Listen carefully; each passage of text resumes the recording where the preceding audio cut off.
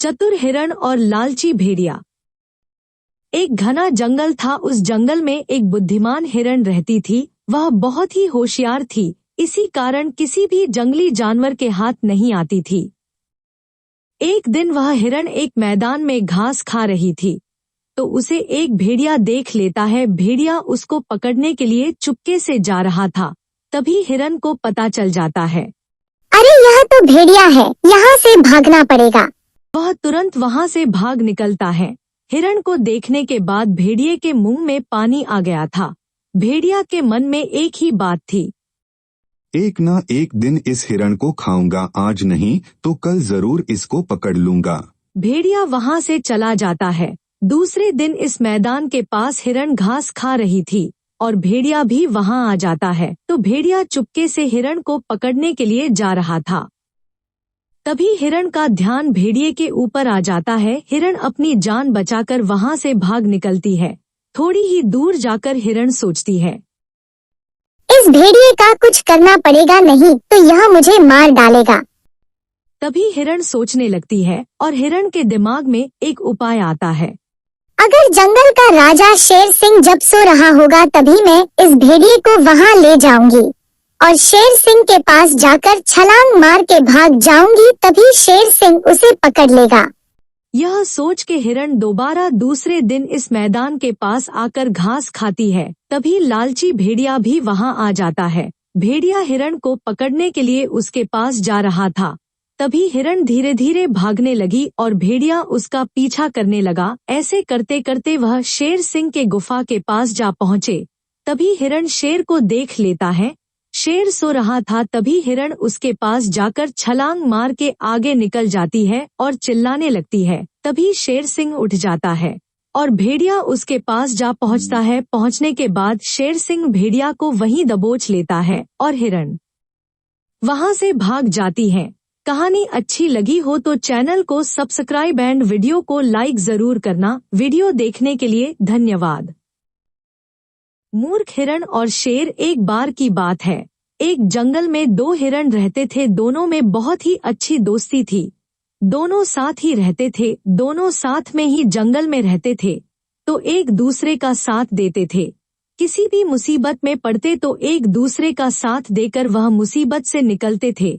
उसी जंगल में एक शेर भी रहता था और वह शेर जहाँ पर रहता था वहाँ पर बहुत अच्छी घास थी और हरियाली थी, क्योंकि उसके गुफा के पास कोई भी डर के मारे घास खाने नहीं जाता था। और एक दिन शेर बाहर गया था। उसी वक्त वह दोनों हिरण उस जगह पर आ गई और घास खाने लगे और दोनों बहुत ही खुश थे, क्योंकि उनको हरे भरे घास खाने को मिल रहा था।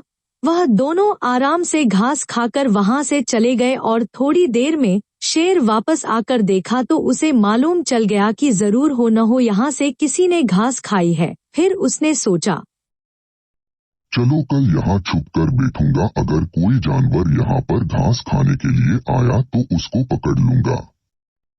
अगले दिन शेर इस गुफा में छुपकर बैठा रहा और हिरण वहीं पर घास खाने के लिए आ रही थी। तभी दूसरी हिरण ने बोला, अब वहाँ पर मत जाओ, अब वहाँ जाने में खतरा है। डरो मत, वह तो बाहर गया होगा, चलो जल्दी से घास खाकर आ जाते हैं। जो समझदार हिरण थी वह वहाँ पर घास खाने के लिए गई ही नहीं, और जो मूर्ख हिरण वहाँ पर घास खाने के लिए गई। जब वह घास खा रही थी तभी पीछे से शेर उसको पकड़ लेता है और दबोच कर मार कर खा लेता है। कहानी अच्छी लगी हो तो चैनल को जरूर सब्सक्राइब करना। एक मूर्ख गधा, बाघ और शेर। घने जंगल में एक गधा रहता था। वह हमेशा कहता था कि वह बहुत बुद्धिमान है।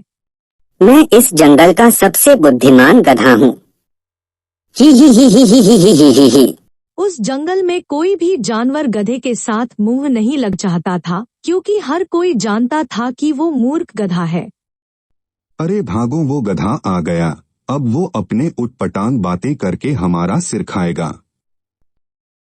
एक दिन गधे ने एक बाघ को देखा और कहा, अरे बाघ, कहाँ जा रहे हो तुम दोस्त? अच्छा एक बात बताओ, क्या तुम्हें पता है कि जंगल में सबसे बुद्धिमान कौन है?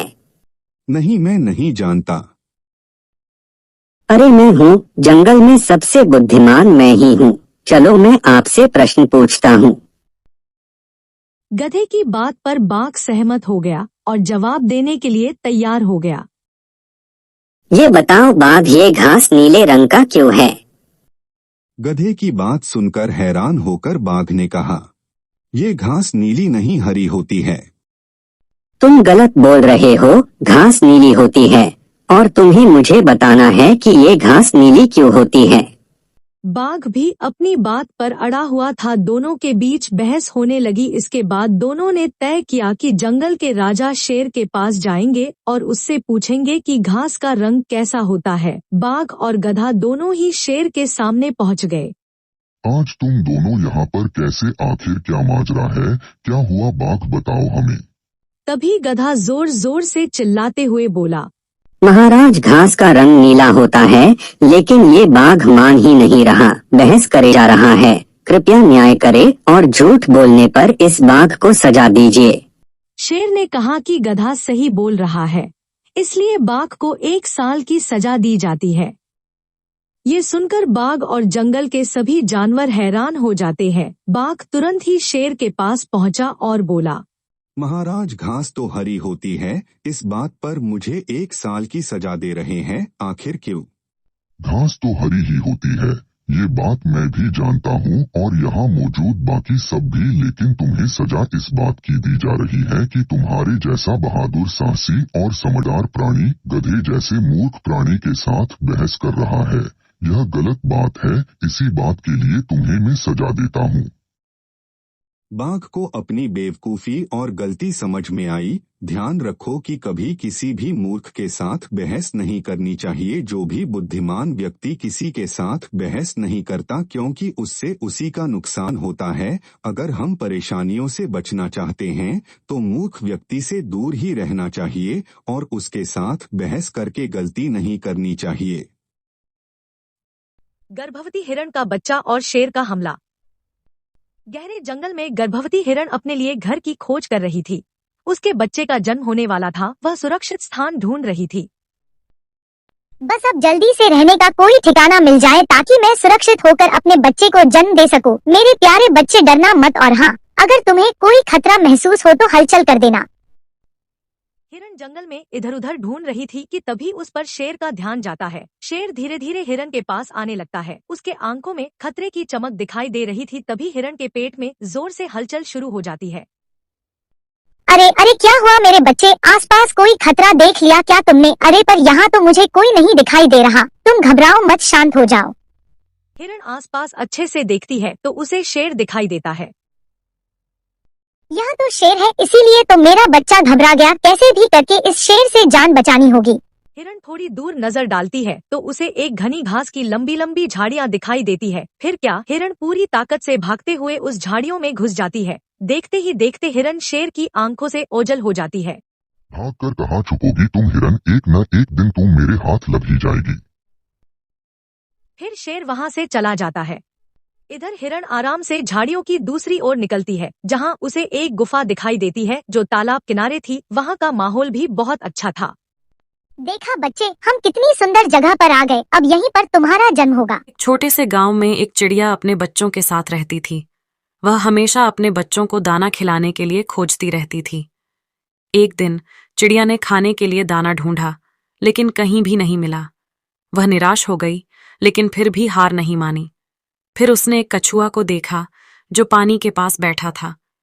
चिड़िया ने कछुए से अपनी मुश्किल सुनाई और कहा, क्या आप मुझे थोड़ा दाना दे सकते हैं?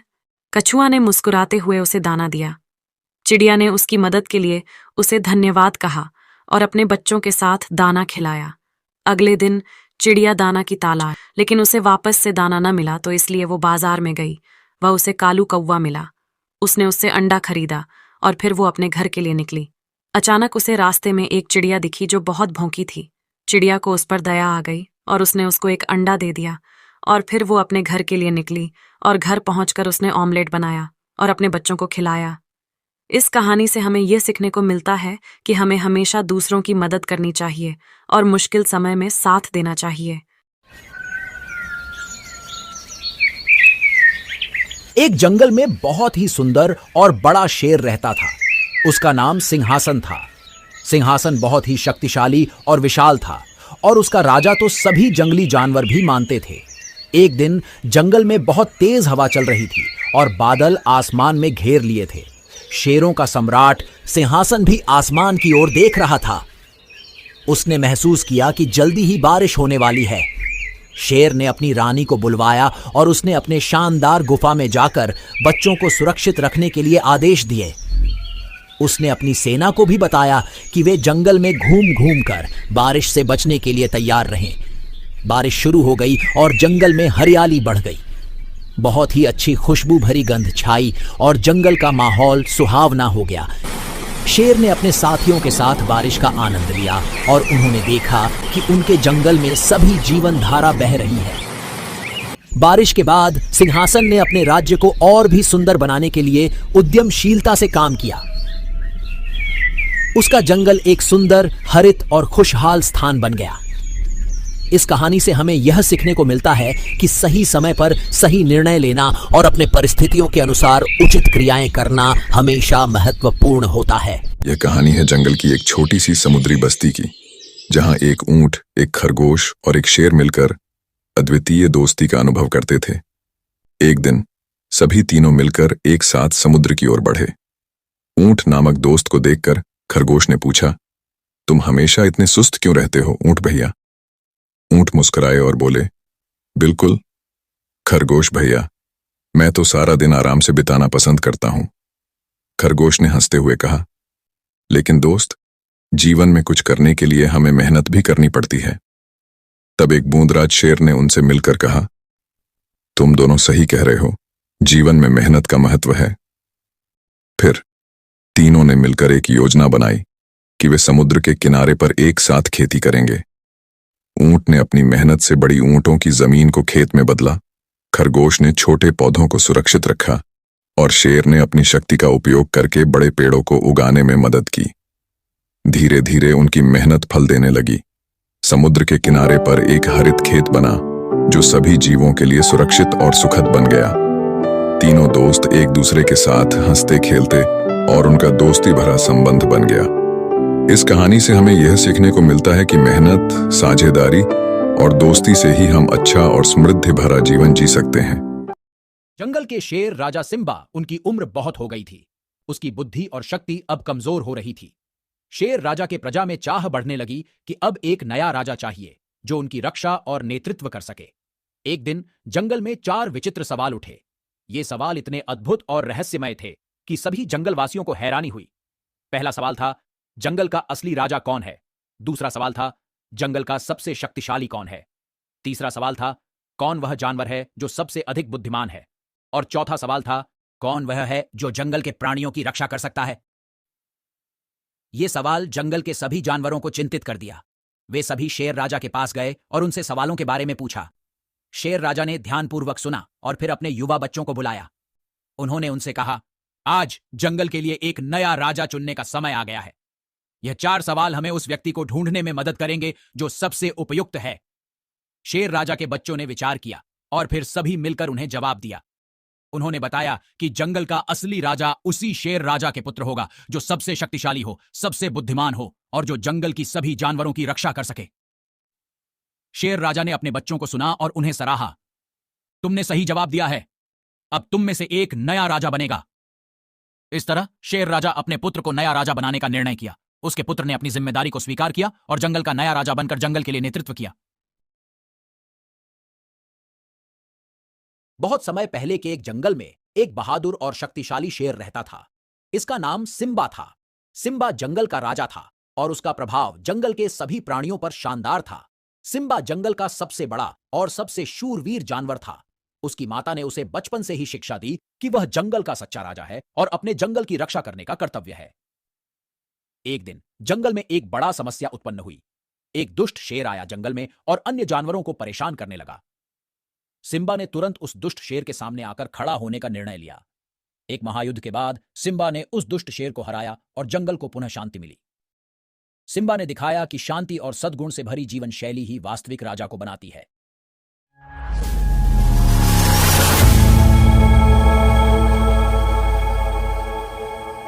बहुत समय पहले की बात है। एक जंगल में एक शक्तिशाली शेर रहा करता था। उसे भूख लगती तो वह शिकार पर निकलता और जो जानवर उसके सामने पड़ जाता उसका शिकार कर वह अपनी भूख मिटाता था। जंगल के सभी जानवर उससे डरते थे। एक दिन शेर ने एक बकरी का शिकार किया। जब वह उसे खाने लगा तो उसकी नुकीली सींगों से बुरी तरह घायल हो गया। उसे बहुत क्रोध आया और उसने तय किया कि जंगल में सींगों वाले जानवरों के लिए कोई जगह नहीं है। उसने पूरे जंगल में ये घोषणा करवा दी कि सींग वाले सभी जानवर जंगल छोड़कर चले जाए। ये घोषणा सुनकर बेचारे सींग वाले जानवर क्या करते? सब में शेर का भय था, इसलिए जंगल छोड़कर जाने की तैयारी करने लगे। उस जंगल में एक खरगोश भी रहता था। जब उसने भी शेर की घोषणा सुनी तो डर के मारे सारी रात सो नहीं पाया। अगली सुबह सींग वाले सभी जानवर जंगल से जाने लगे। उनमें से कई खरगोश के मित्र भी थे। खरगोश आखिरी बार अपने मित्रों से मिलने गया। जब वह उनसे मिलकर वापस लौटने लगा तो उसे धूप में अपनी परछाई दिखाई पड़ी। परछाई में जब उसने अपनी लंबे कानों को देखा तो डर गया। उसने सोचा कि कहीं मेरे लंबे कानों को शेर सींग न समझ ले। यदि उसके ऐसा समझ लिया तो फिर चाहे मैं उसे कितना ही क्यों न समझाऊं, वह मेरी बात नहीं मानेगा। बेमौत मरने से अच्छा है कि मैं भी जंगल छोड़कर चला जाऊं। उसके बाद बिना देर किए उसने भी जंगल छोड़ दिया। इस कहानी से हमें ये सीख मिलती है, समझदारी इसी में है कि अपने शत्रुओं को ऐसा कोई अवसर न दिया जाए कि वह आप पर या आपकी प्रतिष्ठा पर आघात कर सके।